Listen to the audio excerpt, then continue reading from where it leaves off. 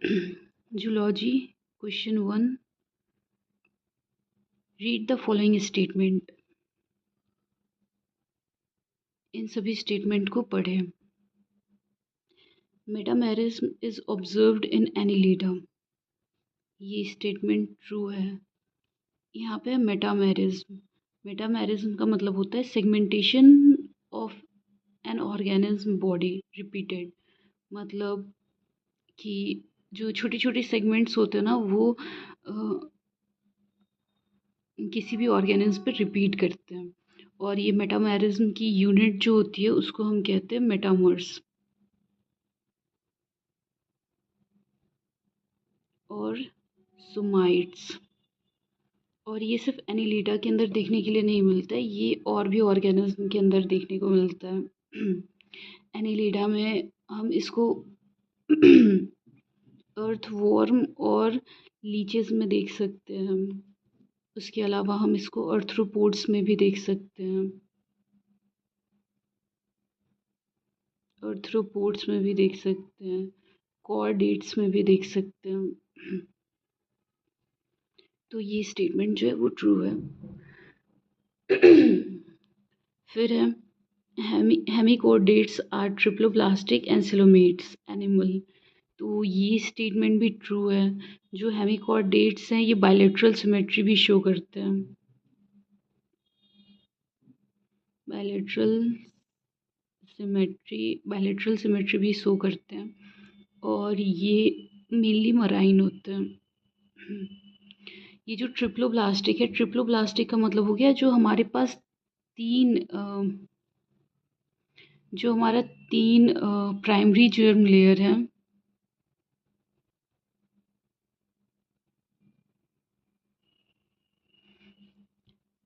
उससे ना डेवलपमेंट होगा। तब ऐसे कंडीशन को हम कहेंगे कि ये ऑर्गेनिज्म ट्रिप्लोप्लास्टिक है। जो हमारे तीन प्राइमरी जर्म लेयर हैं वो है एक्टोडर्म, मीसोडर्म और एंडोडर्म। तो ये ऐसे होगा। और ट्रिप्लोप्लास्ट की अगर एग्जांपल्स देखें तो ह्यूमंस हो जाएंगे, ह्यूमंस, फ्लैटवॉर्म्स जिसको हम प्लेटीहेल्मिन्थेसिस भी कहते हैं, फिर हो जाएगा एनीलीड्स, अर्थ्रोपोड्स,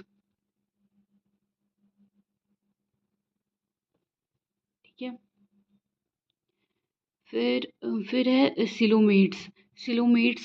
सिलोमेट्स ये ना जो हेमिकॉर्डेट्स हैं ये यू सिलोमेट्स शो करते हैं, मतलब इनमें देखने को मिलता है।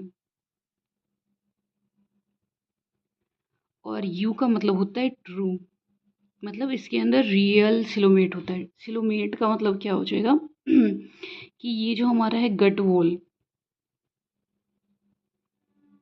और ये हमारा है आउटर वॉल, मतलब outer body wall,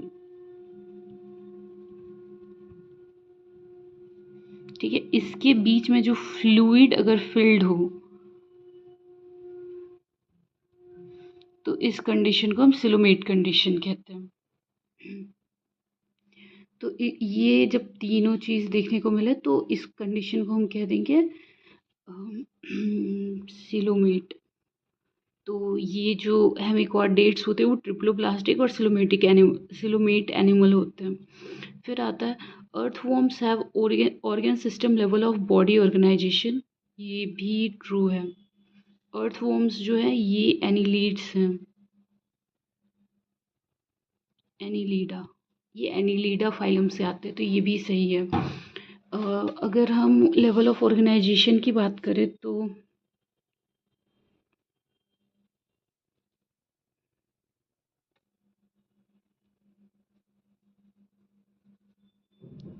level of organisation की अगर हम बात करें तो ये कुछ ऐसा है। सेलुलर की अगर हम बात करेंगे, सेलुलर लेवल ऑफ ऑर्गेनाइजेशन, तो इसमें आएगा पॉरीफेरा जिसको हम स्पंज कहते हैं। फिर आता है टिश्यू, टिश्यू के अंदर आ जाएगा सीलन ट्रेट्स। फिर आता है ऑर्गन लेवल, इसके अंदर आ जाएगा प्लैटीहेल्मिन्थेसिस एंड अदर फाइलम। फिर ऑर्गन सिस्टम आता है। इसके अंदर आ जाएगा एनिलीडा, अर्थ्रोपोडा, मोलस्कस, इकाइनो, और इकाइनो के बाद आ जाएगा कॉर्डेट्स। तो ये हो जाएगा अर्थ्रोपोडा। तो यहाँ पे एनिलीडा है, अर्थ्रोपोडा है, और जो यहाँ क्वेश्चन है वो है earthworm has a organ system level of body organisation. तो ये जो अर्थवॉर्म है वो एग्जाम्पल है एनिलीड्स का। एनिलीड्स के अंदर राउंड वॉर्म्स आते हैं, और प्लैटीहेल्मिन्थेसिस के अंदर फ्लैट वॉर्म्स आते हैं। ठीक है। फिर है कॉम्प्लेट्स present in the coelenterates helped in locomotion. तो ये जो स्टेटमेंट है ये फॉल्स है। ये जो कॉम्प्लेट्स है ना, ये सीलेंट्रेट के अंदर नहीं देखने को मिलते हैं, ये देखने को मिलते हैं टिनोफोरा के अंदर, और ये 8 नंबर में होते हैं, जो कि अरेंज्ड होते हैं, और ये ना लोकोमोशन में मदद करते हैं। तो और ये ना मतलब एक्सटर्नली रो में मीन्स ऐसे कतार में लगे हुए होते हैं, और ये लोकोमोशन में मदद करते हैं। सीलेंट्रेट्स के पास ना निडारिया करके एक स्ट्रक्चर होता है, नहीं उसको कहते हैं नीडोब्लास्ट। ये एक तरह का सेल होता है जो इनके टेंटिकल्स में प्रेजेंट होता है, जो कि ना इनको डिफेंस या फिर प्रे को कैप्चर करने में मदद करता है, प्रे को कैप्चर करने में ये हेल्प करता है। तो ये स्टेटमेंट फॉल्स हो जाएगा। फिर water vascular system is a characteristics of Porifera. ये भी फॉल्स हो जाएगा। पॉरीफेरा के अंदर अगर वाटर वेस्कुलर सिस्टम की बात करें तो उसको हम बोलते हैं कैनाल सिस्टम। और ये जो वाटर वेस्कुलर सिस्टम जो है ये गाइनोडर्माटा में देखने को मिलता है। ये उसकी डिफाइनिंग कैरेक्टर है, डिफाइनिंग फीचर। तो अब है choose the correct answer from the option given below. तो जितना भी हमने अभी तक में देखा है उसमें 3 स्टेटमेंट ए बी सी और फिर सी, ये 3 जो ऊपर के स्टेटमेंट थे वो सही थे, नीचे के 2 स्टेटमेंट गलत है। तो सी तो सही है लेकिन डी और ई गलत है, तो ये नहीं होगा। ए बी सी तीनों सही है, फिर है ए डी, ये दोनों तो सही है, ई गलत है, नहीं डी भी गलत है, सॉरी डी गलत है, बी और सी सही है, ई गलत है, तो इसका आंसर हो जाएगा 2। फिर आते हैं सेकेंड क्वेश्चन पे। विच of the following tissue is present in the leaning of the buccal cavity. असल में ना जब कवरिंग की बात करते हैं तो जितने भी एपिथेलियल टिश्यू होते हैं वो सभी ना बॉडी को कवरिंग और प्रोटेक्शन प्रोवाइड करते हैं। तो अगर कवरिंग ना इंटरनल कवरिंग होगी, मतलब अगर अंदर से किसी चीज़ को कवर करे, जैसे कि बकल कैविटी या फिर इंटेस्टाइन के अंदर या फिर स्टमक के अंदर, तो इस तरह की कवरिंग को हम लिनिंग कहते हैं, इसको हम लिनिंग कहते हैं। और अगर कवरिंग एक्सटर्नल हो तो उसको हम नॉर्मल कवरिंग ही कहते हैं। कवर क्या है, कवरिंग क्या है, लेकिन इंटरनल जो होती है उसको हम लिनिंग कहते हैं। तो ये हो गया। अब ये बोल रहा है कि present in leaning of buccal cavity, मतलब बकल कैविटी को इंटरनली कौन कौन कवर करता है। तो इसका आंसर हो जाएगा सिंपल क्यूबोइडल, इसका आंसर हो जाएगा कंपाउंड एपिथेलियम, कंपाउंड एपिथेलियम। हाँ, अगर हम सिंपल स्क्वैमस एपिथेलियम की बात करें तो इसका मेन फंक्शन जो है वो है डिफ्यूज़न, फिल्टरेशन, एब्जॉर्प्शन और सिक्रीशन। ये ना इसका मेन काम, सिर्फ मेन काम की बात करें तो इसका मेन काम होता है डिफ्यूज़न। इसलिए ये ना ऐसी जगहों पे प्रेजेंट होंगे जैसे एल्वोलाई के अंदर, जहाँ पे गैसेस एक्सचेंज हो रहा होता है, और फिल्टरेशन के लिए जैसे कि बोमेंस कैप्सूल जो किडनी है उसके अंदर ये प्रेजेंट होंगी, होगी, क्योंकि फिल्ट्रेशन का भी काम करती है। फिल्ट्रेशन का काम करती है, तो ऐसा है। तो ये मेनली ऐसे ऑर्गन्स में मिलेंगे। जो कंपाउंड एपिथेलियम में होता है ये मल्टी लेयर्ड होता है,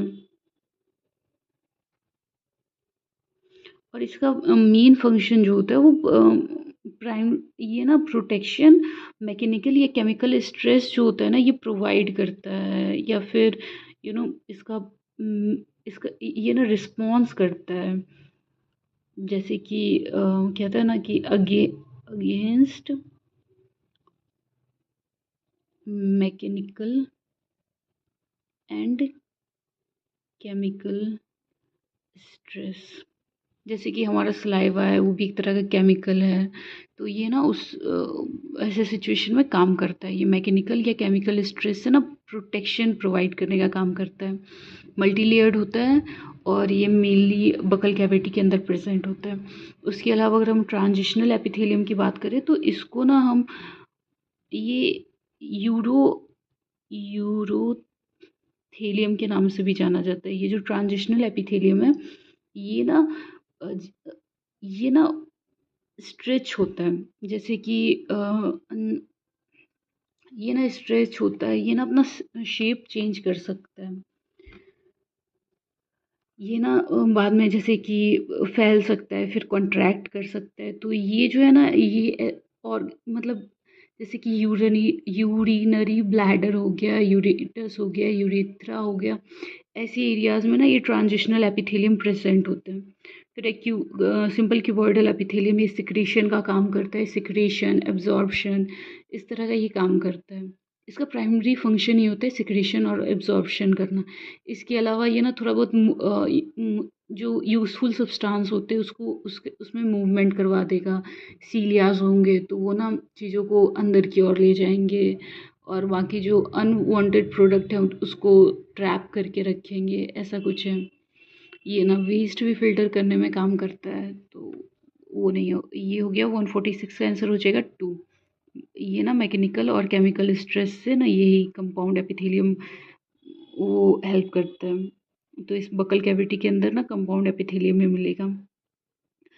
which of the following tissue help in secretion and absorption.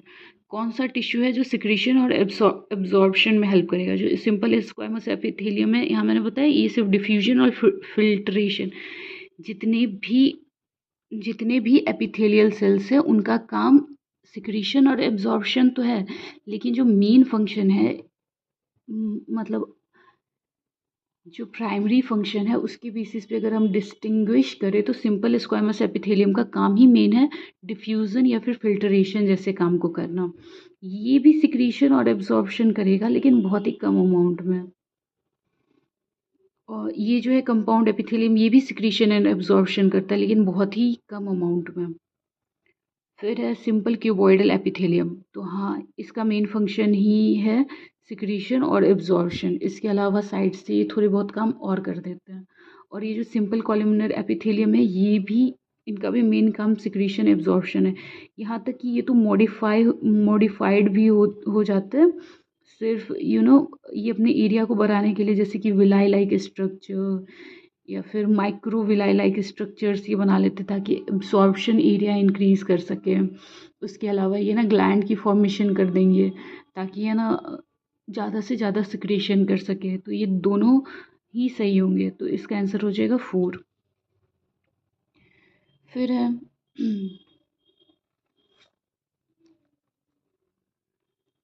है which of the following is true for frog.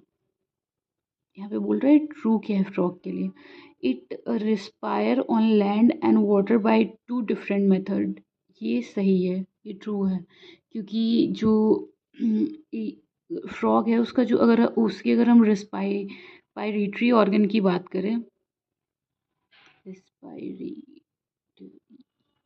Respiratory organ की अगर हम बात करें तो ये हो जाएगा स्किन होगा इसका। इसके पास माउथ होता है और ये ना लंग्स भी होता है इनके पास। ये जो स्किन है ना, अगर स्किन से ये रिस्पायरेशन करेगा तो इसको बोलेंगे क्यूटेनियस क्यूटेनियस रिस्पायरेशन। अगर ये माउथ से करेगा तो इसको कहेंगे बकल रिस्पायरेशन। बकर रेस्पायरेशन। और अगर ये लंग्स से करेगा तो इसको पल्मोनरी रेस्पायरेशन कहते हैं। पल्मोनरी रेस्पायरेशन हो जाएगा, ठीक है। ये जो वाटर के अंदर ना सिर्फ स्किन से करते हैं, वाटर के अंदर स्किन से वो करते हैं, लेकिन जब ये क्या कहते हैं लैंड पे मौजूद होंगे तब ये तीनों का इस्तेमाल करके रेस्पायरेशन करेंगे टू एक्सचेंज गैस। ठीक है, फिर क्या है, फिर दूसरा स्टेटमेंट है partially digested food called chyme is passed from stomach to the first part of the intestine. ये स्टेटमेंट भी ट्रू है। ये जो काइम होता है ये ना सेमी सेमी लिक्विड लिक्विड वाला वो होता है, मतलब जैसे खाया तो इसके अंदर सलाइवा वगैरह सब है। और फिर ये ना पार्शियली डाइजेस्ट, ये बोल रहे हैं कि partially digested food called crime.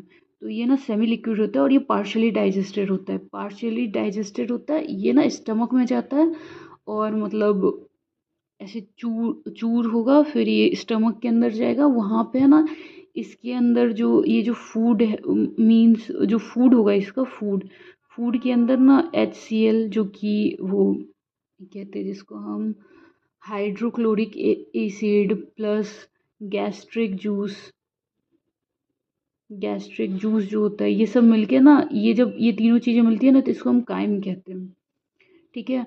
ये ना स्टमक से ना सबसे पहले ना जाती है क्या कहते हैं ये जो first part of small intestine है जिसको कहते हैं ड्यूडेनम।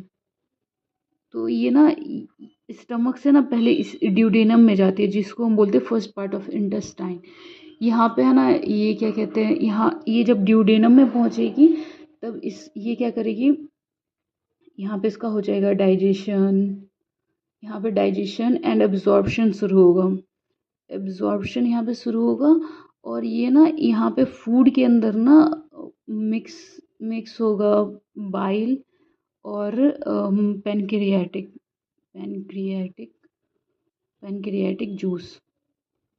तो ऐसे करके कुछ होता है, ये स्टमक से जाएगा ड्यूडोनम में जो कि पहला पार्ट ऑफ इंटेस्टाइन होगा, वहाँ पे बाइल और पैनक्रियाटिक जूस सब मिक्स होगा, फिर ये आगे बढ़ता है। तो ये स्टेटमेंट भी ट्रू है।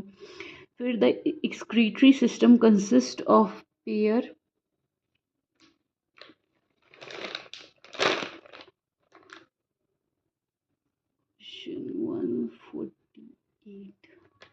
सही है, consist of pair of kidney uterus कोकीला एंड यूरिनरी ब्लैडर। तो पहली बात है ये पेयर में बोल रहा है तो हाँ ये चारों पेयर में मिलते हैं तो ये ट्रू हो जाएगा। तो आंसर हो जाएगा ऑल ऑफ द अबव।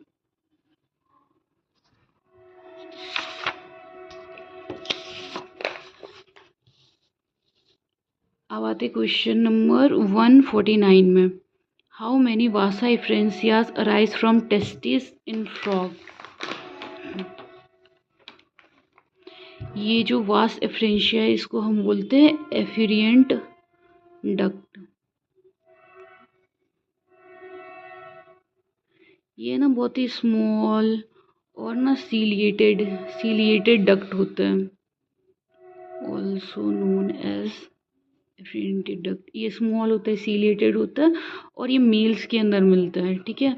और इसकी ये ना बहुत ही कॉइल्ड स्ट्रक्चर होता है, कॉइल्ड स्ट्रक्चर हो जाएगा। और ये टेस्टिस के आउट साइड टेस्टिस होगा, आउटसाइड टेस्टिस मिलेगा और इसके अंदर ना स्पर्म जो होते हैं वो स्टोर होता है। स्पर्म जो कि मैच्योर स्पर्म जो होते हैं ना वो यहाँ पे स्टोर्ड होगा, मैच्योर स्पर्म यहाँ पे स्टोर्ड होगा। तो ये ना पेयर्स में नहीं होते हैं, तो पेयर्स जितने भी वो गलत हो जाएगा। और ये 10 to 12 होते हैं, NCERT में दिया गया है। फिर है how many endocrine glands are in the following are found in the frog. Pituitary हाँ मिलेगा, पैराथैलेमस। फ्रॉग के अंदर 7 ग्लैंड्स मिलते हैं और आप कह सकते हो 8 ग्लैंड्स। ठीक है, तो थाइमस, थायराइड, एड्रिनल और गोनाड्स ये सभी सही है। 1 2 3 4 5 6, नहीं 1 2 3 4 5 6, हाँ ये 6 ग्लैंड्स तो हैं। ये जो गोनाड्स है ना, ये मतलब ये दो तरह के हो जाएंगे। एक हो जाएगा टेस्टिस एंड ओवरीज। अगर इन दोनों को कैलकुलेट करें तो ये 8 ग्लैंड हो जाता है। ठीक है, और इसके अलावा एक और ग्लैंड होता है जिसको हम कहते हैं पेनक्रिएटिक आइलेट्स। ठीक है, तो ये टोटल ना 7 ग्लैंड्स फ्रॉग के अंदर देखने को मिलते हैं। तो इसका आंसर हो जाएगा 6। अब क्या है, match the following column and choose the correct option. ठीक है, तो ये बोल रहे हैं फॉलोइंग कॉलम्स को मिलाओ। इरेथ्रोसाइट जो हमारा रेड ब्लड सेल्स होता है उसको हम बोलते हैं इरेथ्रोसाइट्स। ठीक है, तो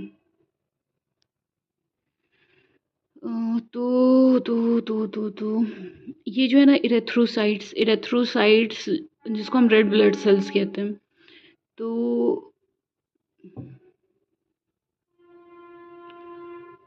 ये हो जाएगा, ये हमारे बॉडी में होता है। अगर CBC इनके लिए एक टेस्ट होता है जिसको बोलते हैं कंप्लीट ब्लड काउंट।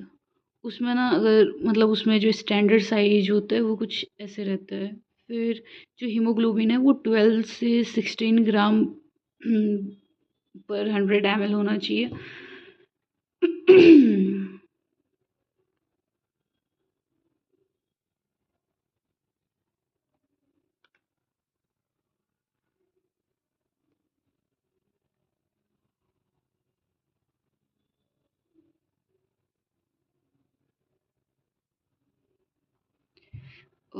सॉरी ये गलत है।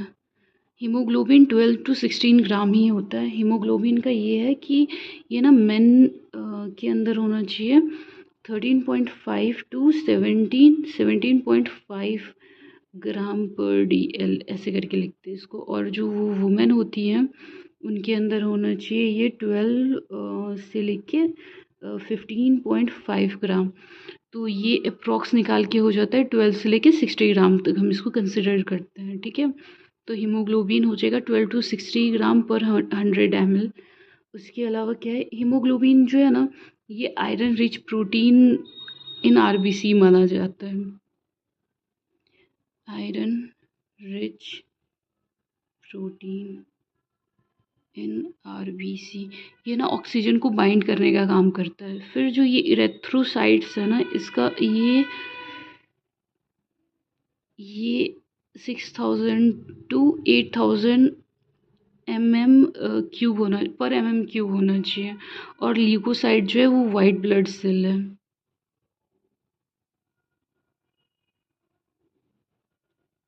नहीं, इससे नहीं होगा। ये होगा 5 to 5.5 मिलियन पर क्यूब होना चाहिए। ये जो है ये होगा 1, क्योंकि ल्यूकोसाइट अगर बहुत ज़्यादा हो जाता है तो इस कंडीशन को हम बोलते हैं कि ब्लड कैंसर हो गया है।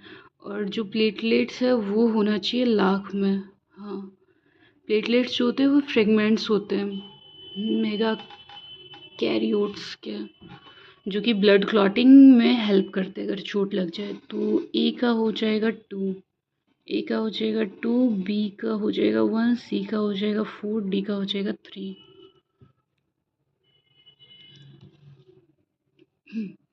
तो इसका आंसर हो जाएगा 1। फिर choose the correct statement. RBC have, choose the correct, हमको करेक्ट स्टेटमेंट देखना है। RBCs have an average life span of 120 months. तो ये गलत हो जाएगा। 120 डेज़ का लाइफ स्पेन होता है। Leucocytes are generally red in colour, ये भी फॉल्स हो जाएगा, क्योंकि यहाँ पे मैंने बताया था कि ल्यूकोसाइट्स जो होते हैं ना वो वाइट ब्लड सेल्स को कहते हैं। तो ये भी गलत हो जाएगा, ये भी गलत हो जाएगा। और फिर है प्लेटलेट्स आर कॉल्ड थ्रोम्बोसाइट्स, ये सही है। और and are cells fragment produce by megakaryocytes. ये स्टेटमेंट सही है, तो इसका आंसर हो जाएगा थर्ड।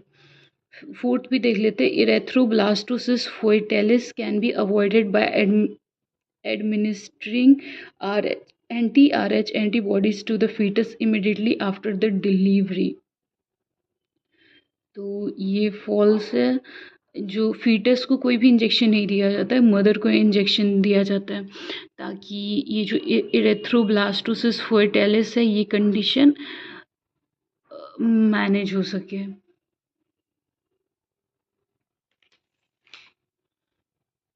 इरेथ्रोब्लास्टोसिस फोएटालिस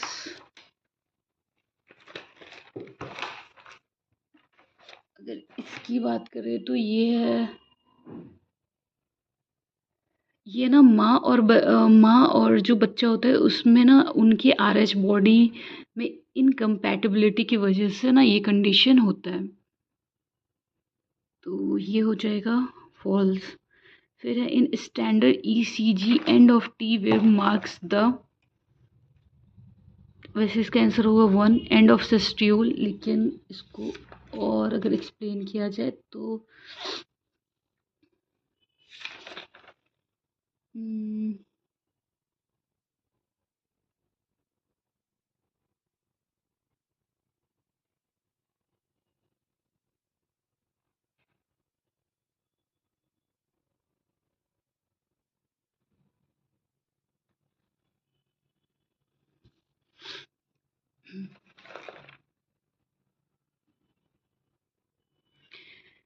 ये बोल रहा है इसका ये जो ईसीजी है ये कुछ इस तरह से होता है।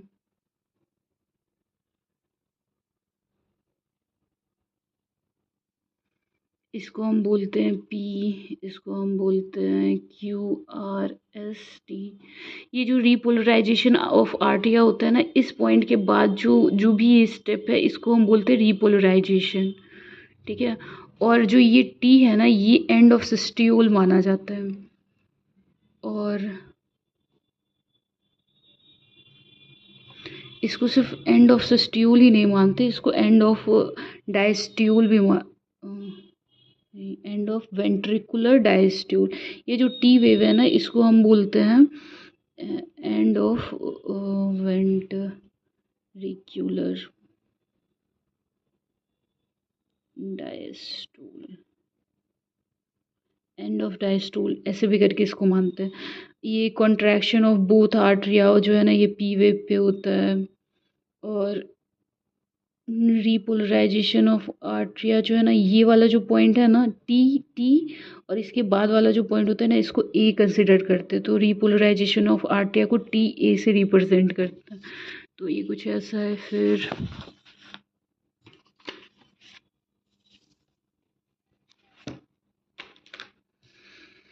अब आते हैं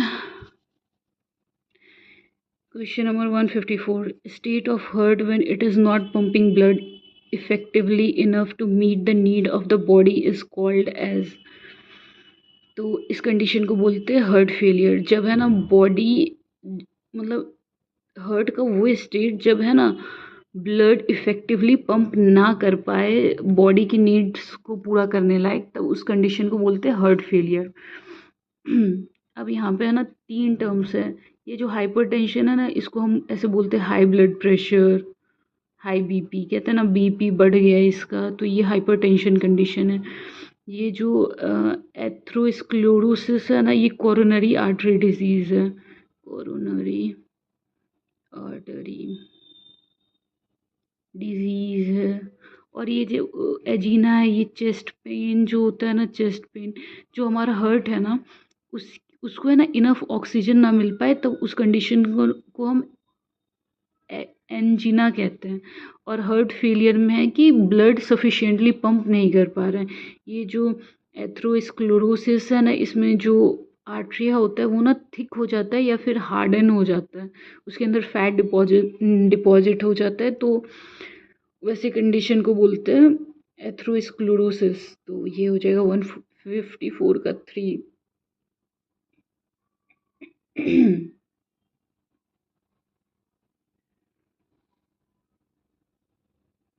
और ये जो एजीना है ना, इसके अंदर ना मतलब ब्लड फ्लो है ना हार्ट की ओर कम हो जाता है। इस कंडीशन को एजीना कहते हैं। और जब बॉडी के तरफ ब्लड कम हो जाए, मतलब दिल सही से खून पंप ना कर पाए, तो उसको हार्ट फेलियर कहते हैं। फिर है the cardiac output of an athlete will be dash than the ordinary man. इसका आंसर हो जाएगा बी सिक हायर, क्योंकि जो एथलीट्स होते हैं वो बहुत ज़्यादा ट्रेनिंग करते हैं, जिसकी वजह से उनके हार्ट मसल्स ना काफ़ी यू नो काफ़ी स्ट्रॉन्ग हो जाते हैं, या फिर स्ट्रेंथ प्रोवाइड करता है। उनकी ट्रेनिंग की वजह से उनके हार्ट मसल्स स्ट्रेंथ को अलग स्ट्रेंथ मिलती है। और जो ब्लड पंप जो होता है ना, उनके बॉडी में ज़्यादा ज़्यादा हो रहा होता है rather than a common man या फिर ऑर्डिनरी मैन के कंपैरिजन में। उनके बॉडी के अंदर ब्लड ज़्यादा पंप कर रहा होता है, क्योंकि वो कंटिन्यूअसली एक्टिविटीज़ कर रहे होते हैं। तो इसलिए इसमें हायर होगा, एक्सट्रीमली लो नहीं होगा, लोअर नहीं होगा, सिमिलर नहीं होगा। ये लिखा है the opening of left ventricle into aorta is guarded by. मतलब लेफ्ट वेंट्रिकल की ओपनिंग अगर अरोटा में होगी तो वो किससे गार्डेड की जाएगी? वेल्व्स का मतलब है किसी चीज़ को कवर करने के लिए, जैसे कि ढक्कन होता है ना, वैसे ही वेल्व्स होते हैं। तो पहला है try cuspid valves. Try cuspid valves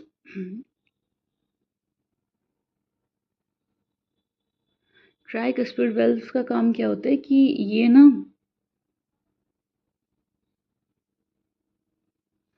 ये रहता है लेफ्ट वेंट्रिकल टू अरोटा।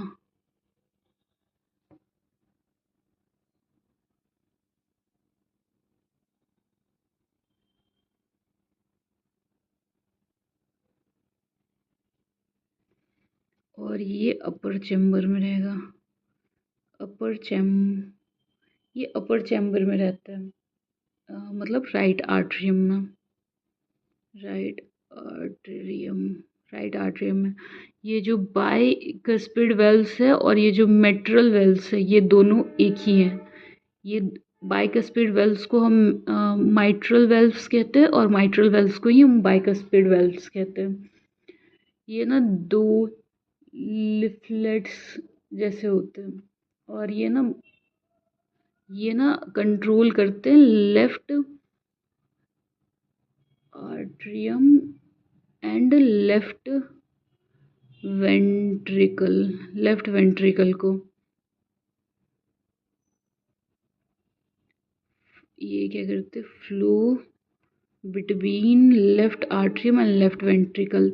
ये नहीं होगा, इसका आंसर होगा सेमिल्यूनार वेल्व्स।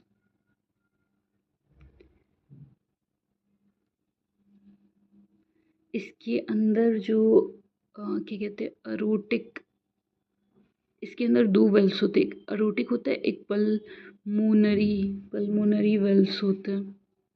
तो ये जो अरोटिक वेल्व्स है ना, यही लेफ्ट वेंट्रिकल इनटू अरोटा वाला जो है ना, opening of left ventricle into aorta, ये इसके बीच में यही अरोटिक वेल्व्स होता है, जो कि एग्जांपल है सेमिल्यूनार वेल्व्स का। फिर read the statement read the following statement and mark the correct answer.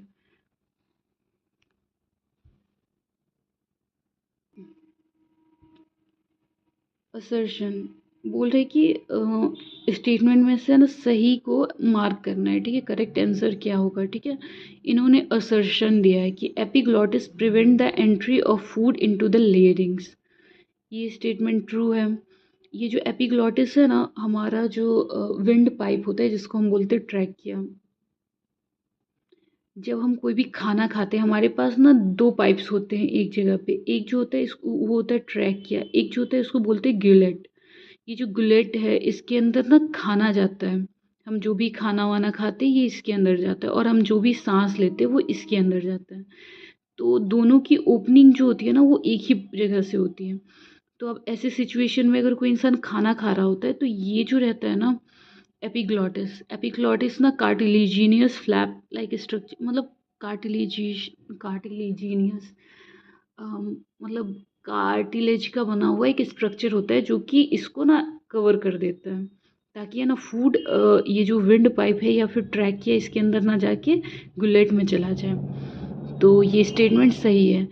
During swallowing glottis can be covered by thin elastic cartilaginous flap called epiglottis। True. Epiglottis जो है वो प्रिवेंट करता है food को लेयरिंग्स में जाने से। ठीक है, लेयरिंग्स जो होता है ना यहाँ पे होता है, इसको हम बोलते हैं, ये जो लेयरिंग्स है ना ये होता है साउंड बॉक्स, इसको हम बोलते हैं साउंड बॉक्स। तो ये स्टेटमेंट भी सही है, साउंड बॉक्स में खाना ना चले जाए। जब एपिग्लॉटिस कभी कभी बंद नहीं हो पाता है तो हमें खांसी होती है। तो ये है पूरा, तो फिर ये सही है और ये इसका करेक्ट एक्सप्लेनेशन है।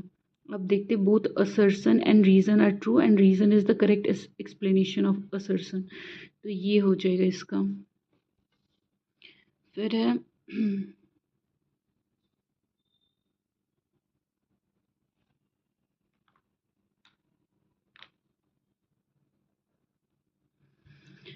given below are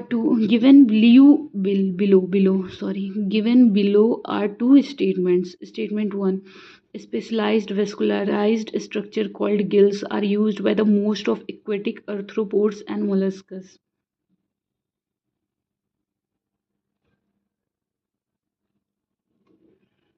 Specialized vascular,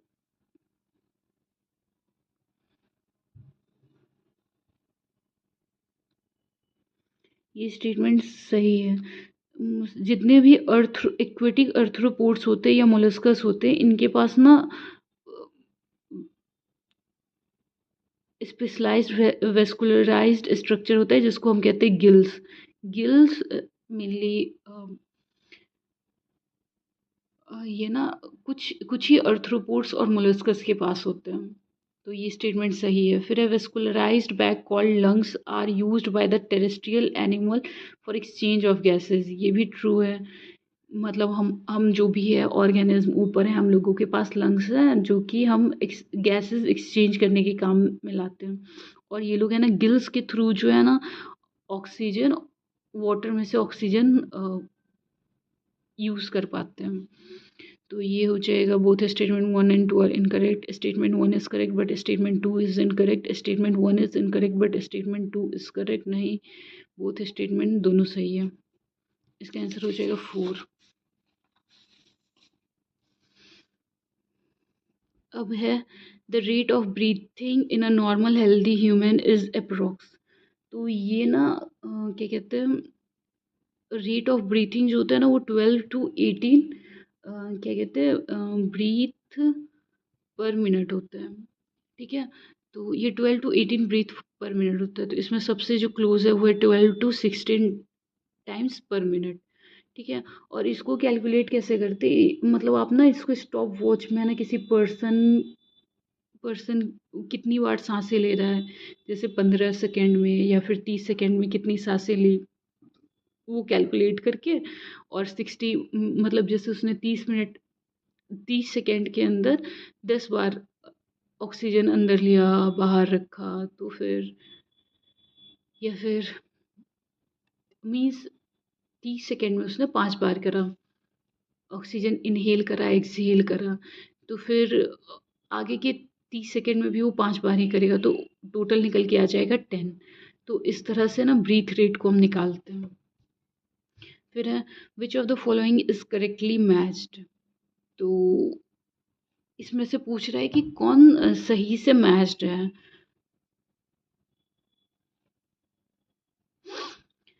lower invertebrates के पास लंग्स हैं, नहीं।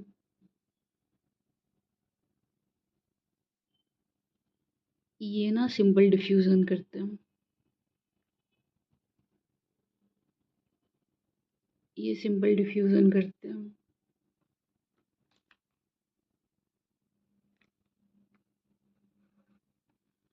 ये सिंपल डिफ्यूजन करेंगे across the entire body.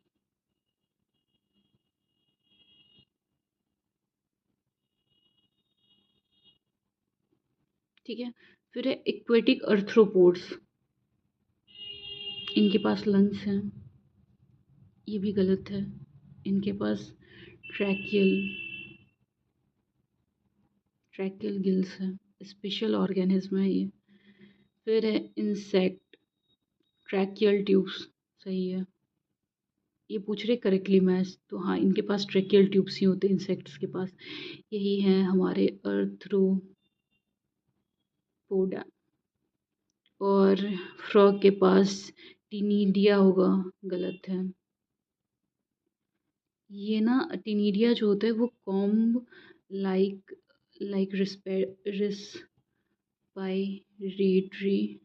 Respiratory organ होता है।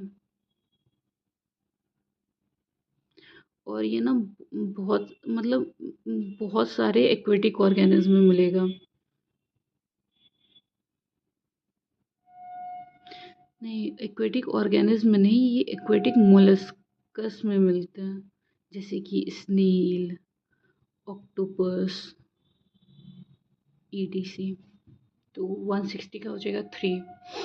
फिर है tidal volume of a healthy person is 600 ml। तो हमको दिया हुआ है टाइडल वॉल्यूम जो कि है 600 ml। फिर है inspiratory reserve volume is 3200 ml। तो हमारे पास है IRV 3200 ml। And residual volume is 1500 ml। RV है हमारे पास 1500 ml। Calculate the inspiratory capacity, ये बोल रहे IR कितना होगा। तो IR के लिए जो फॉर्मूला होता है वो होता है IRV प्लस TV। ठीक है, मतलब inspiratory reserve volume plus tidal volume. तो हमारे पास इंस्पायरेटरी रिजर्व वॉल्यूम जो है वो है 3200 प्लस जो हमारे पास टाइडल वॉल्यूम है वो है 600 ml।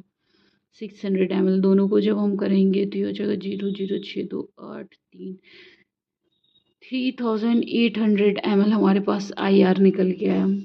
तो यहाँ पे हो जाएगा 3800 ml, ये हो जाएगा। फिर है principal muscles of breathing is. तो ये बोल रहे हैं प्रिंसिपल मसल्स मतलब वो मसल्स जो मेनली इन्वॉल्व होंगे ब्रीथिंग के अंदर। तो इसमें 4 एग्जांपल है, external intercostal muscles, diaphragm, abdominal muscles, intercostal muscles. जो एक्सटर्नल इंटरकोस्टल मसल्स हैं वो और डायफ्राम ये दोनों हेल्प करते हैं ब्रीथिंग के लिए, लेकिन इसमें सबसे इम्पोर्टेंट काम जो होता है वो डायफ्राम का होता है। डायफ्राम ये दोनों प्रिंसिपल मसल्स है, लेकिन डायफ्राम जो है ना वो कॉन्ट्रैक्ट करता है, तो वो ना नीचे जाता है। जब वो नीचे जाता है तो जब वो नीचे डायफ्राम जब नीचे जाता है तो उसको ना इंटरनल इंटरकोस्टल मसल जो है ना वो कॉन्ट्रैक्ट करके रिब केज को सॉरी डायफ्राम जब नीचे जाएगा तो जो हमारा इंटरनल इंटरकोस्टल मसल्स है उसमें एक एरिया बनेगा। जब एरिया इंक्रीज हो जाएगा चेस्ट कैविटी के अंदर तो ऑक्सीजन हायर लोअर कंसंट्रेशन हाँ मतलब इसमें all in all diaphragm main होता है, फिर सेकेंड होता है एक्सटर्नल इंटरकोस्टल मसल्स। फिर है which of the following is not correct. Sebaceous gland eliminate certain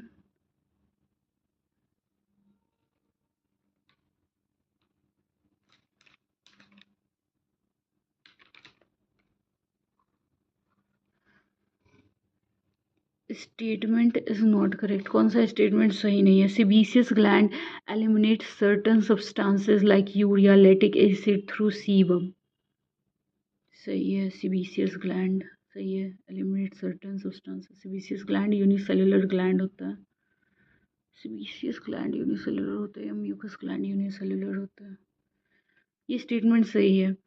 एगिनोस्टिन 2 being a powerful vasodilator increase the glomerular blood pressure and thereby GFR, ये भी true है। Large amount of water could be reabsorbed from collecting duct to produce the concentrated urine, ये false है, ये गलत है। नहीं, ये गलत है। लार्ज अमाउंट, ये कलेक्टिंग डक्ट में नहीं होगा। Condition reabsorption of urea and as to take place industrial कॉन्यूम रिलेटेड टू, ये सही है। ये बोल रहा है कि नॉट नॉट करेक्ट कौन सा है, तो नॉट, ये सही नहीं है। ये जो है थर्ड, वो सही नहीं है। फिर है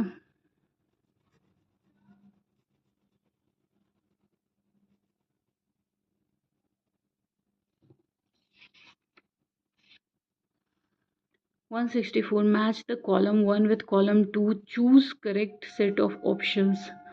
अमोनोटैलिक,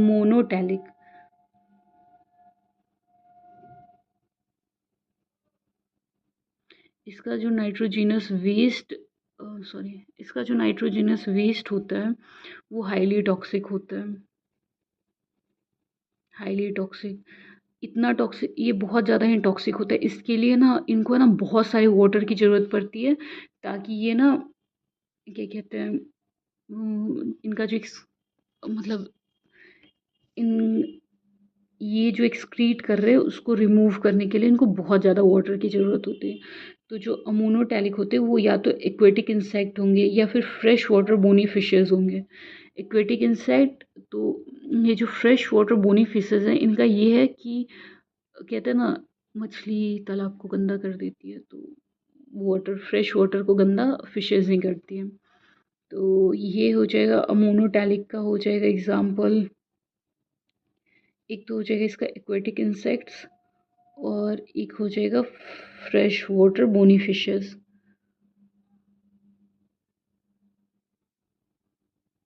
ठीक है। फिर है यूरियोटैलिक। यूरियोटैलिक जो है वो,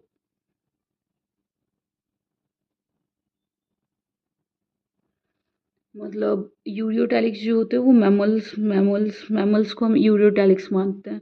यूरियोटैलिक जो है ना ये अमोनियोटैलिक से कम टॉक्सिक होता है, और ये इसके लिए ना, यूरियोटैलिक के लिए बहुत ज़्यादा पानी नहीं चाहिए होता है, थोड़े से पानी में भी काम चल जाता है। तो इसका एग्जाम्पल यूरियोटैलिक हो जाएगा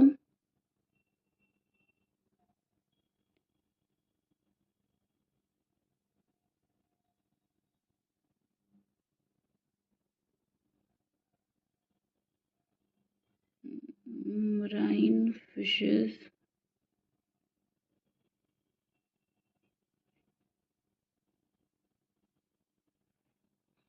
terrestrial amphibians, marine fishes, terrestrial amphibian।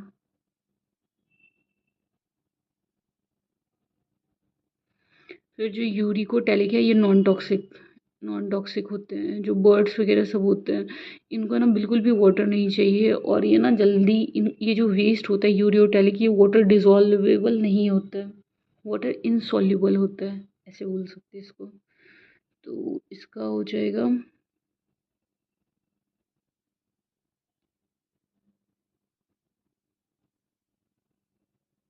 1 और इंसेक्ट्स 4।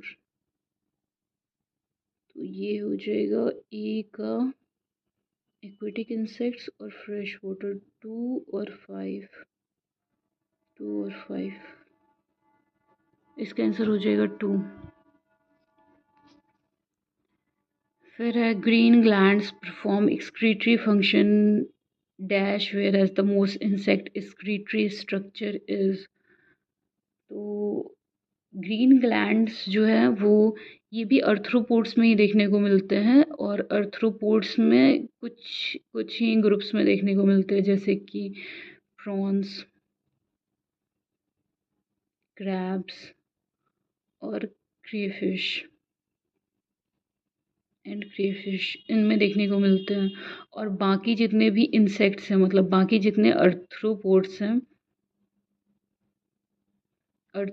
हैं उसके अंदर ना ये मालपिगियन टिब्यूल्स देखने को मिलते हैं, मालपिगियन टिब्यूल्स। तो कॉकरोच के अंदर मालपिगियन टिब्यूल्स देखने को मिलता है, तो नहीं होगा। एंथ्री एंटीनल ग्लैंड नहीं होगा। प्रॉन्स प्रॉन्स सही है लेकिन नेफ्रीडिया गलत है। एनिलीड्स गलत है। मालपिगियन ट्यूब्यूल्स सही है, ये हो जाएगा फोर्थ, प्रॉन्स और मालपिगियन ट्यूब्यूल्स। फिर है dash in the body are activated by the change in blood volume, body fluid volume and ionic concentration. तो ये बोल रहा है कि क्या होगा जो blood volume, body fluid volume और आयोनिक कंसंट्रेशन को चेंज करेगा।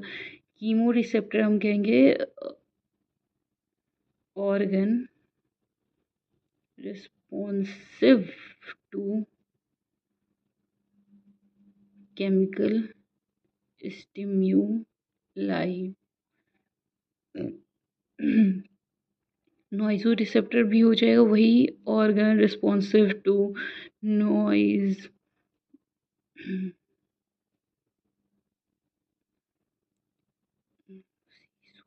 तो ये हो जाएगा जैसे कि ईयर हो गया। फिर है ऑस्मो रिसेप्टर, इसका आंसर हो जाएगा ऑस्मो रिसेप्टर।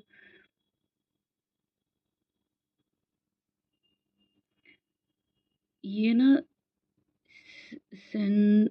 सेंसरी न्यूरॉन्स होते हैं, neurons.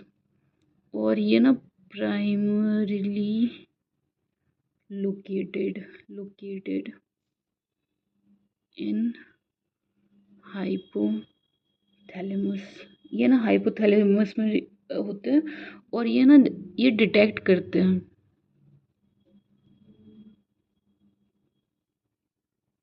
Changes in osmotic pressure. और ये ऑस्मोटिक प्रेशर किसका चेक करते हैं? एक्स्ट्रा सेल्यूलर फ्लूइड का। सेल्यूलर फ्लूइड मतलब जो फ्लूइड सेल के अंदर होता है उसको इंट्रा सेल्यूलर बोलते हैं और जो सेल के बाहर होता है उसको एक्स्ट्रा सेल्यूलर फ्लूइड कहते हैं। मतलब ब्लड हो गया, तो यहाँ पे बोल रहा है blood volume, body fluid volume, body fluid वही होगा ब्लड, मेनली ब्लड ही होता है। एंड आयनिक कंसंट्रेशन, ठीक है, तो ये हो जाएगा ऑस्मो रिसेप्टर। थर्मो रिसेप्टर जो होते हैं वो उसके लिए होता है सेंसरी नर्व सेल, जो हमारे बॉडी या स्किन के अंदर मौजूद होता है सेंसरी नर्व सेल। ये ना हीट के लिए वो रहते हैं कि हमको कुछ गर्म लग रहा है या फिर हमको ठंडा लग रहा है, तो ये ना thermoreceptor sensory nerve cells होते हैं। फिर है counter current mechanism is useful for regulation of GFR, नहीं प्रोडक्शन ऑफ RBC, नहीं reabsorption of, maintaining concentration gradient in medullary interstitium. जहाँ पे भी हो काउंटर करेंट मैकेनिज्म ये ना मेंटेन करता है concentration gradient. Counter current mechanism concentration gradient से को मेंटेन करने का काम करता है।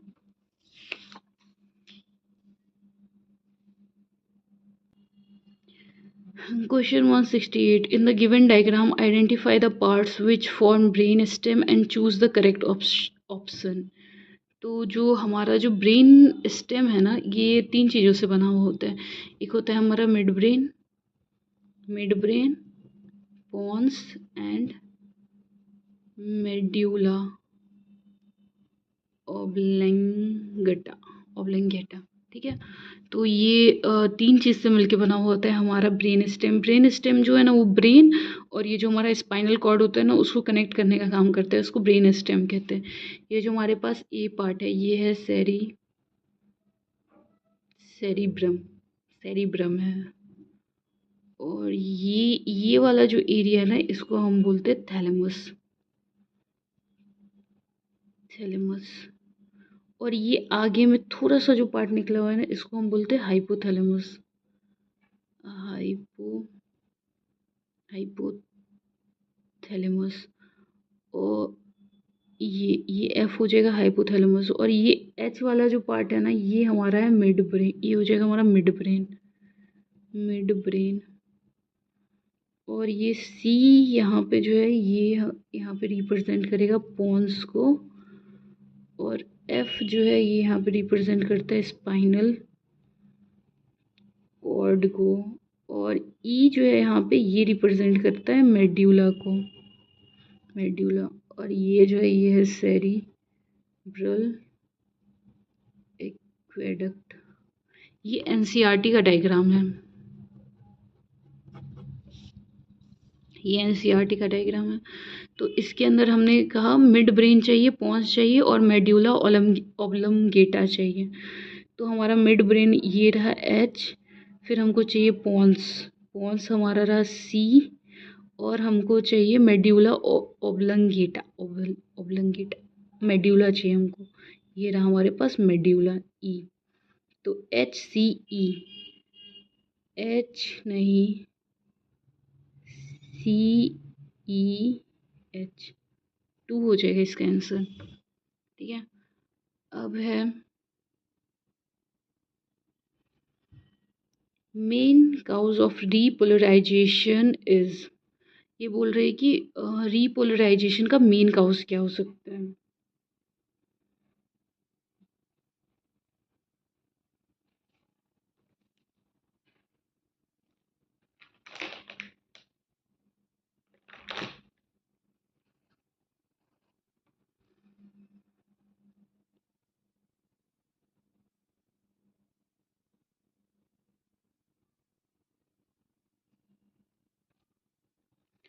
रीपोलराइजेशन जो होता है वो फेज होता है एक्शन पोटेंशियल का।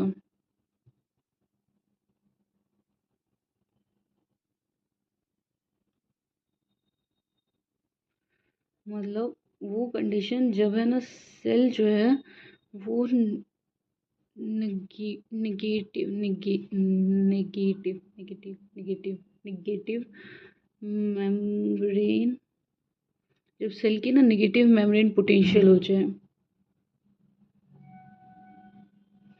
और ये इसलिए होता है, ये होता है जब ना VGC, जिसको हम बोलते हैं वोल्टेज गेट चैनल,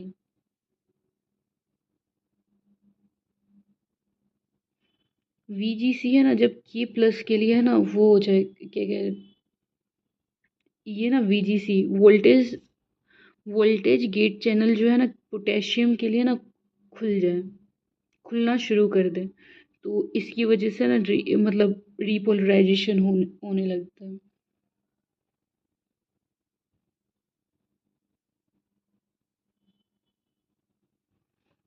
और ये जब ओपनिंग होता है ना तो ये जो है ना पोटेशियम आयंस जो है ना वो बाहर निकलने लगते हैं, flow out of the cell. जब ये बाहर निकलने लगते हैं तो जो जब हम सेल से कोई चीज़ बाहर निकलता है तो उसको बोलते हैं ई फ्लक्स, ई फ्लक्स कहते हैं। ठीक है, तो रिपोलराइजेशन फेस है एक्शन पोटेंशियल का, जिसमें है ना सेल जो है उसका नेगेटिव मेम्ब्रेन पोटेंशियल आ जाएगा, जिससे है ना VGC है ना जो वोल्टेज गेट चैनल है वो खुल जाएगा पोटेशियम के लिए, तो पोटेशियम है ना बाहर निकलने लगेगा, बाहर निकलने लगेगा मतलब ई फ्लक्स हो गया।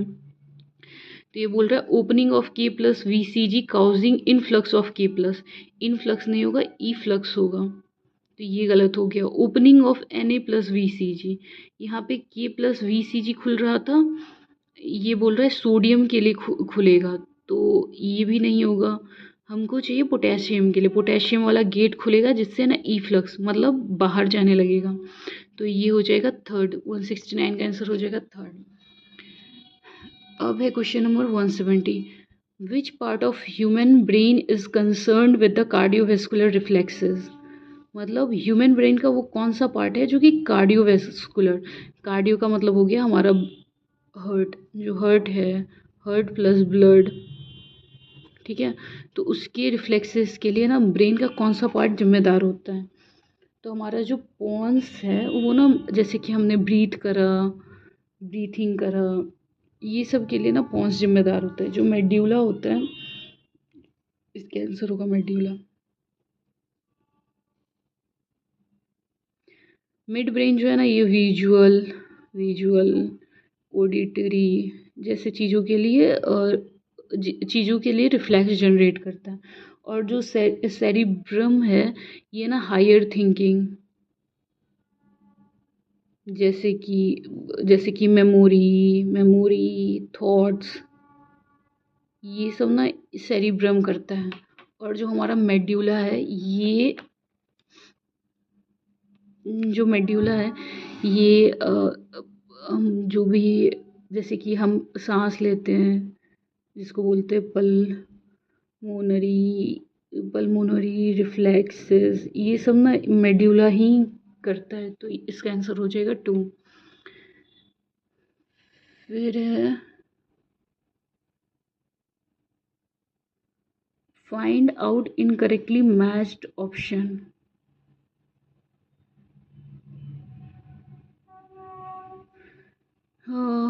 To pons part of brain stem. यहाँ पे हमने देखा था ये पॉन्स जो होता है, पॉन्स ये ना ब्रेन स्टेम का ना पार्ट है, ब्रेन स्टेम का, तो ये मतलब ये सही है। ये बोल रहा है इनकरेक्टली मैच ढूंढ के देना है। फिर है लिम्बेटिक सिस्टम, इमोशनल रिएक्शन, ये भी सही है। हमारा जो लिम्बेटिक सिस्टम होता है वो इमोशनल रिएक्शन को ना मतलब कंट्रोल करता है। फिर है corpora quadrigemina, dorsal portion of the midbrain, ये भी सही है। ये जो कॉपरा जो होता है ये ना हमारे क्या कहते हैं, ये कंट्रोल करता है, हम जो विजुअल्स देखते हैं, ऑडिटरी रिफ्लेक्स, ये डोर्सल पोर्शन, ये जो है कॉपरा क्वाड्रिजेमिना, ये डोर्सल पोर्शन ही होता है मिड ब्रेन का। और ये जो है ना, यहाँ पे हमने देखा था जो ये मिड ब्रेन है ये विजुअल और ऑडिटरी के लिए काम करता है, तो ये जो पार्ट है ना यही मेनली मिड ब्रेन का ये वाला जो हिस्सा होता है ना, कॉर्पा क्वाड्रिजेमिना, ये डोर्सल पोर्शन जो है यही ऑडिटरी और विजुअल्स के लिए रिस्पॉन्सिबल होता है। तो इसका आंसर हो जाएगा 4, मेड्यूला वॉलेंट्री एक्टिविटीज़। यहाँ पे हमने देखा था मेड्यूला जो है इनवॉलेंट्री एक्टिविटीज़, जैसे कि कार्डियोवैस्कुलर रिफ्लेक्सेस, पल्मोनरी रिफ्लेक्सेस के लिए काम करता है, जो कि इनवॉलेंट्री फंक्शन है, इनवॉलेंट्री एक्टिविटीज़ में काम करता है। वॉलेंट्री एक्टिविटीज़ होता है जो कि हम अपने विल पावर से कंट्रोल कर सकें, तो मेड्यूला उसमें काम नहीं करता है। फिर है which of the following statement are true. Saltatory condition is seen in the myelinated nerve fibre, ये सही है।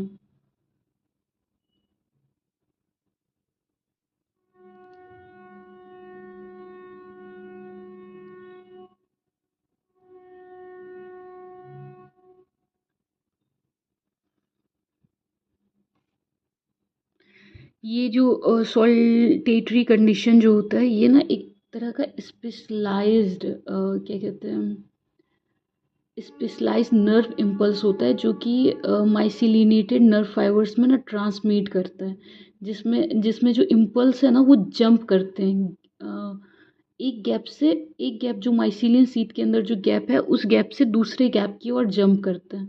तो ना ये जो सॉलिटेशन कंडीशन है ये एक तरह का स्पेशलाइज्ड मोड है नर्व इम्पल्स ट्रांसमिशन का, तो ये स्टेटमेंट सही है और ये माइसिलिनेटेड नर्व फाइबर्स में ही देखने को मिलता है।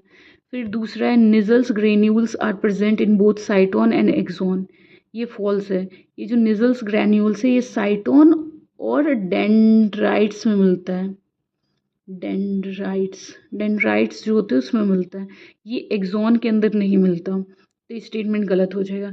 न्यूरोफाइब्रिल्स have no role in internal condition, ये भी फॉल्स हो जाएगा। न्यूरोफाइब्रिल्स का मेन रोल इंटरनल कंडक्शन में ही होता है।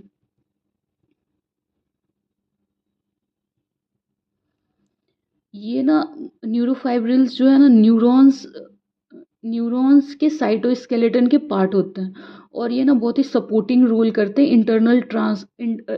इंटरनल लेवल पे, जो किसी चीज़ को ट्रांसपोर्ट करना होता है ना, तो ये जो न्यूरोफाइब्रिल्स हैं ये बहुत काम करते हैं, बहुत ही सपोर्टिंग रोल दिखाते हैं।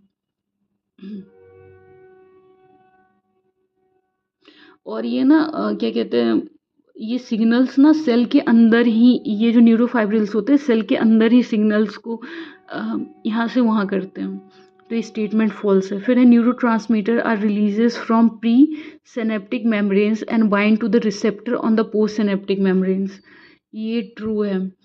ये क्या कहते हैं, ये जो प्री सिनेप्टिक मेम्ब्रेन है ना, इसके बाद ये क्या करेंगे, प्री सिनेप्टिक मेम्ब्रेन से है ना, ये यहाँ पे रिलीज करते सिनेप्टिक क्लिफ्ट पे। सिनेप्टिक क्लिफ्ट के पे ये ना, मतलब ये ना प्री सिनेप्टिक मेम्ब्रेन जो है ना, ये सिनेप्टिक क्लिफ्ट के ऊपर ना इसको सिक्रीट, मतलब प्री सिनेप्टिक क्लिफ्ट पे आएंगे। फिर यहाँ से क्या होता है ना, ये ना प्री सिनेप्टिक क्लिफ्ट से ना जो स्पेसिफिक इनका रिसेप्टर होता है, वहाँ पे ना डिफ्यूज़न से ये बाइंड करते हैं। फिर फिर डिफ्यूज़न से बाइंड करते हैं एक प्रोटीन, जैसे कि प्रोटीन वगैरह सबके साथ। फिर यहाँ से ना ये bind to the receptor on postsynaptic membrane. तो ये स्टेटमेंट सही है। तो ये हो जाएगा 172 का ए और डी सही है। ये बोल रहा है आर ट्रू, ट्रू हो जाएगा ए और डी। तो इसका आंसर हो जाएगा third.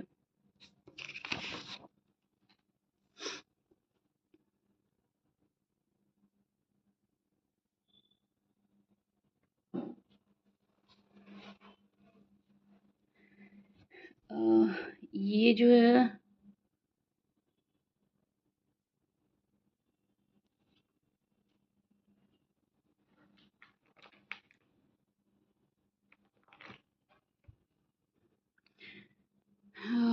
Pick the odd one out.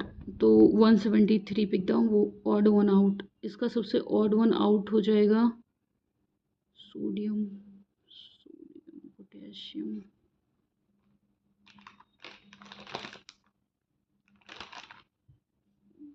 इसका हो जाएगा sodium plus voltage gate channel depolarisation. ये गलत है। ये जो है ना, जो ये है sodium Na+K+, ATPase pump gives polarisation, तो ये ना सही है। ये ना, ये वाला जो कंडीशन है ना, ये होता है रिस्पॉन्सिबल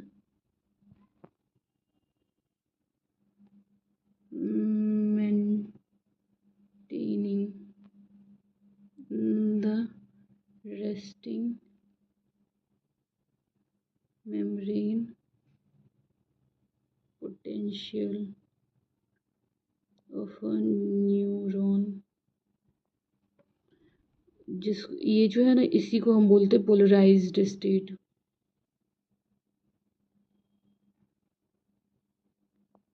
या फिर पोलराइजेशन, जो भी आप बोलना चाहो, पोलराइजेशन। ये डीपोलराइजेशन नहीं होता है, जबकि ये ना असल में डीपोलराइजेशन होता है। इसमें क्या हो जाएगा, efflux of K+ ions हो जाएगा थ्रू THROUGS थ्रू VCG।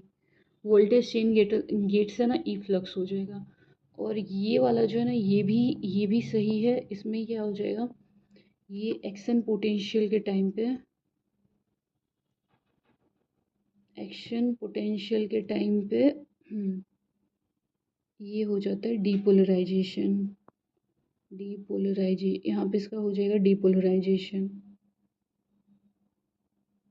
क्योंकि यहाँ पे हो जाता है influx of Na+। Influx of Na+ जब होगा तो यहाँ पे डीपोलराइजेशन हो जाएगा। तो इसका आंसर हो जाएगा 2। डीपोलराइजेशन नहीं होता है, यहाँ ई फ्लक्स होता है और क्या कहते हैं, रीपोलराइजेशन हो रहा होता है। फिर है match the column given below.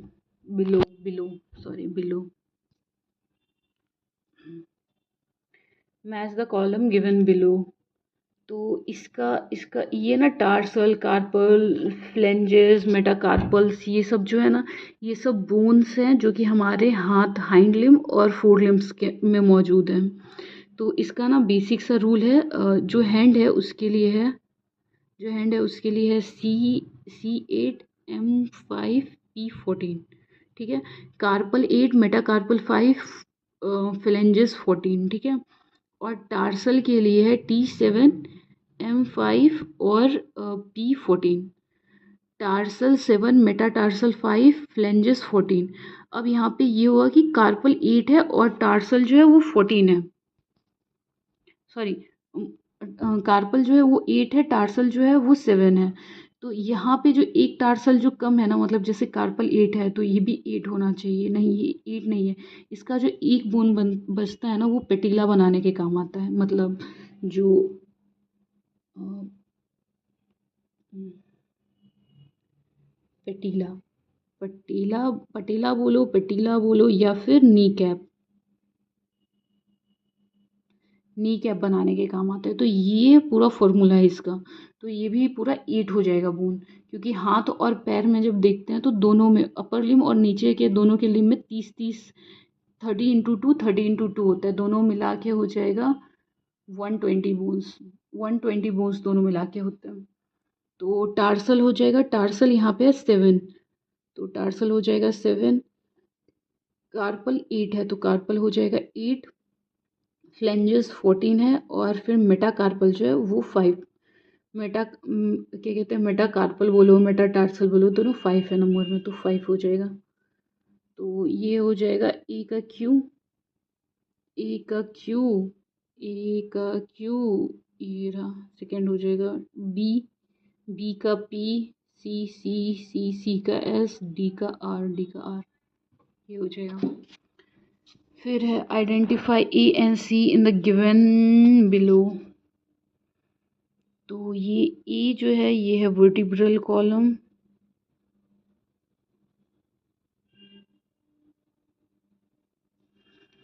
सी जो है ये है रिब्स, और ये सिर्फ रिब्स नहीं है, ये फॉल्स रिब्स है, और बी जो है ये है स्टर्नम, स्टर्नम ये आगे चेस्ट पे जो ये बोन होता है ना, ये फ्लैट बोन है, और ये जो पीछे है ना ये पीछे का बोन है, ये सब फ्लैट बोन है। ये आगे ऊपर वाला हिस्सा है, ये पीछे से है, जो हमारा रीढ़, जो हमारी रीढ़ की हड्डी होती है वो है ये। और ये जो रिब्स है ना, ये जो ये जो यहाँ से यहाँ तक है ना, जो खुद से कनेक्टेड है, ये वाले 1 से 7 तक, 1 से 7,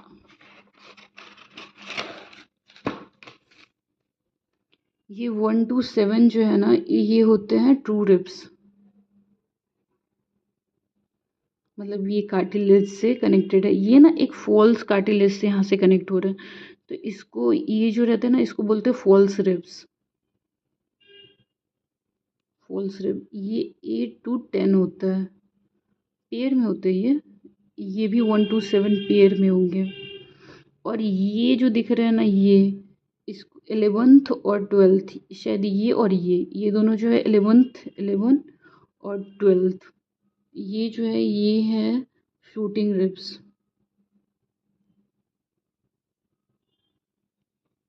ठीक है, तो ये हो जाएगा हमारे पास वर्टिब्रल कॉलम बी, बी हो जाएगा स्टर्नम, और सी हो जाएगा रिब्स, इसका हो जाएगा ये आंसर।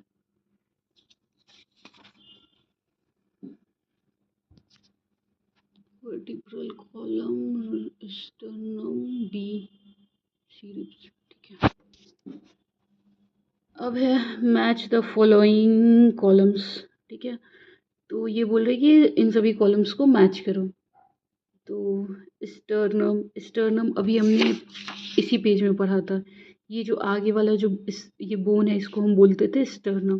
स्टर्नम जो होता है वो फ्लैट बोन होता है, और ये सीन मीन्स चेस्ट वाले एरिया में रहता है, तो यहाँ पे फ्लैट बोन, तो स्टर्नम हो जाएगा एक फ्लैट बोन। फिर है ग्लेनोइड कैविटी, ग्लेनोइड कैविटीज़ जो है वो पेक्टोरल ग्रिडल में मिलता है, ये जो हमारे कंधे वाला जो एरिया होता है ना, जिसमें हमारा हाथ, जिस बोन मीन्स जिस सॉकेट में हमारा वो हाथ, हाथ का वो फिक्स है ना, उसको हम बोलते हैं ग्लेनोइड कैविटी, जहाँ से हमारा पूरा मूवमेंट होता है हाथ का 180 डिग्री पे, जो भी हो 360 डिग्री पे, तो वो ग्लेनोइड कैविटी है। पेक्टोरल ग्रिडल का मतलब होता है जो ऊपर वाला जो होता है उसको पेक्टोरल ग्रिडल कहते हैं, और नीचे वाला जो होता है उसको पेल्विक ग्रिडल कहते हैं। तो ग्लेनोइड कैविटी हो जाएगा पेक्टोरल ग्रिडल में, और जो पेल्विक कैविटी होता है, पेल्विक ग्रिडल होता है, ग्रिडल, उसकी उसका जो वो होता है जहाँ पे हमारा ये हिप वाला जो एरिया है जिसमें हमारा हमारा पैर वाला बोन कनेक्टेड है, उस कैविटी को हम बोलते हैं एसिटाब्यूलम। और फिर लिखा हुआ है फ्री मूवेबल जॉइंट, तो इसका हो जाएगा साइनोवियल फ्लूइड। जितने भी फ्री मूवेबल जॉइंट्स है उसमें साइनोवियल फ्लूइड होती है। ये ना फ्रिक्शन को कम करती है और ये ना ल्यूब्रिकेशन प्रोवाइड करती है ताकि है ना बोन्स अच्छे से वर्क कर सकें। ठीक है, फिर बाकी बच्चा कार्टिलेजिनस जॉइंट वर्टिब्रा के अंदर आ जाएगा, क्योंकि जितने भी ये है हमारे वर्टिब्रल कॉलम्स, इसके बीच में आप ये देख सकते हो, ये जो वाइट सा है ये सभी कार्टिलेज है। ये ना उसको ज्वाइन करने में काम आता है। तो ये हो जाएगा, तो ए का हो जाएगा फ्लैट बोन्स, ए का 4, तो ए का हो जाएगा 4, रुक जाओ, बी का हो जाएगा 3 पेक्टोरल ग्रेडल 3, हाँ ठीक है, 2 होगा इसका आंसर।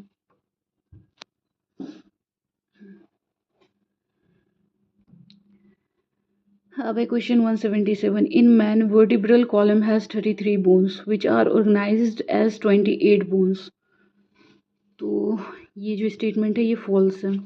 जो हमारा वर्टिब्रल कॉलम है उसके लिए फॉर्मूला होता है C7T12 L5 S1 ब्रैकेट में 5 और क्या कहते हैं C1 ब्रैकेट में 4। ये जो है ना, जब हम एम्ब्रियोनिक स्टेज में होते हैं तो ये सैक्रल जो होता है वो 5 होता है और जो कोकाई होता है वो 4 नंबर में होता है। लेकिन जैसे ही हम पैदा होते हैं तो ये ना ऑर्गेनाइज्ड नहीं होता है, ये ऑर्गेनाइज्ड नहीं होता है, ये सीधा फ्यूज्ड हो जाता है। ये 5 बोन्स फ्यूज्ड होके एक बोन बन जाएगा और ये 4 बोन फ्यूज्ड होके एक बोन बन जाएगा। तो टोटल हो जाएगा 28 बोन्स हो जाते हैं। तो वर्टिब्रल कॉलम में ना 33 बोन्स नहीं होते, ये ऑर्गेनाइज्ड होके 28 बोन्स मतलब फ्यूज्ड होके 28 बोन हो जाते हैं। तो ये स्टेटमेंट फॉल्स होगा। Each pelvic half is made up of 2 fused bones only, ये भी स्टेटमेंट फॉल्स हो जाएगा। जो हमारा पेल्विक ग्रीडल है वो जो हमारा पेल्विक ग्रीडल है वो ना दो कॉक्सियल बोन से बना हुआ होता है और जितने each coxal bone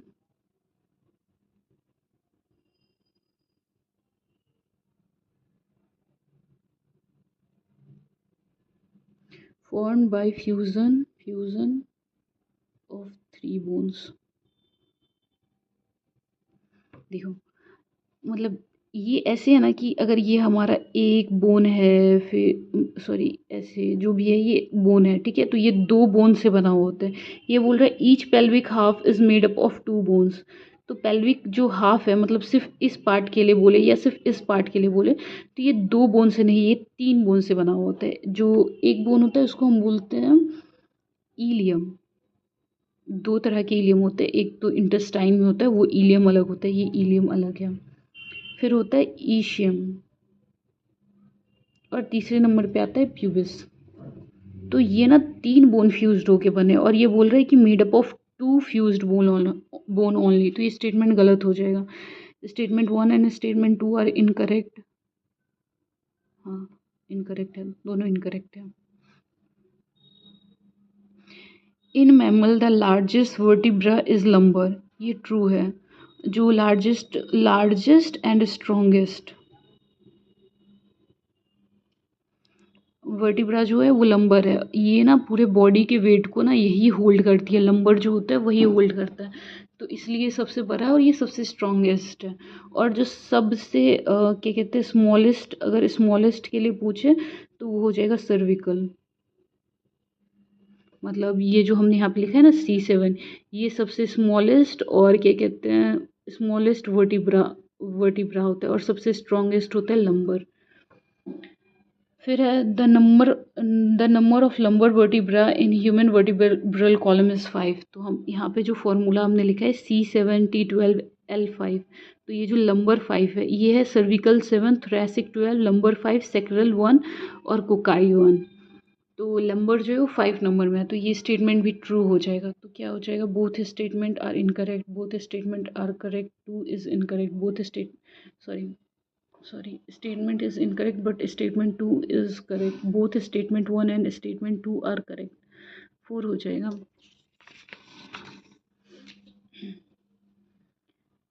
question number 179,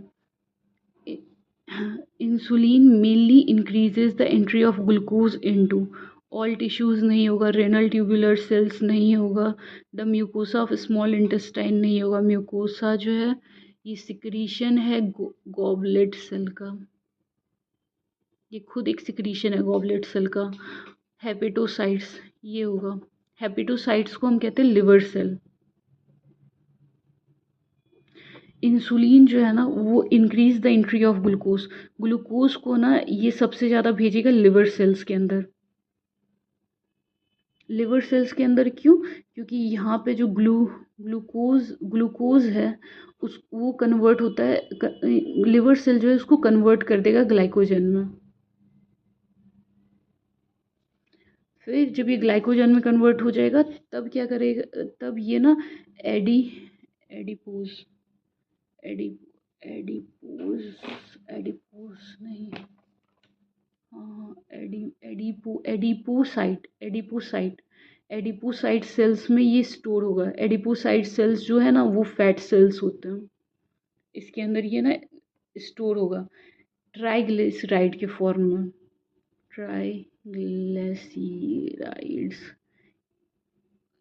या फिर क्या कहते हैं फैटी एसिड के फॉर्म में, ये यहाँ पे क्या हो जाएगा स्टोर्ड।